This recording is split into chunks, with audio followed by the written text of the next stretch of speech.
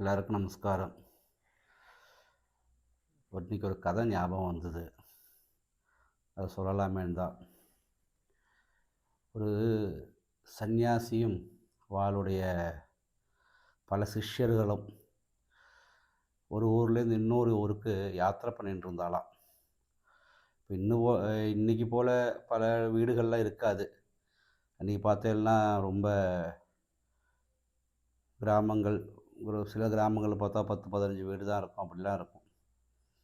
கிட்டத்தட்ட ரொம்ப தூரம் நடந்தால் தான் ஒரு கிராமமே பார்க்க முடியும், அப்படி உள்ள சுச்சுவேஷன். அப்போ இவா அன்றைக்கி ஃபுல்லாக நடந்துகிட்டே இருக்கா. அவளுக்கு பிக்ஷை கொடுக்கறதுக்கு யாரும் இல்லை. ஒரு வீடும் கண்ணில் தென்படலை. காலம்புலேருந்து நடக்கிற, ராத்திரி ஆகிடுத்து.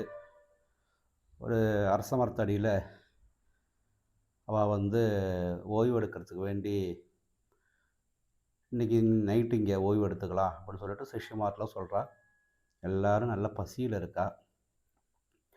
அவள் குருநாதர் சொன்னார், பகவானே, இன்றைக்கி எங்களுக்கு தந்த எல்லாத்துக்கும் உனக்கு நன்றி சொல்லிக்கிறேன் அப்படின்ட்டு.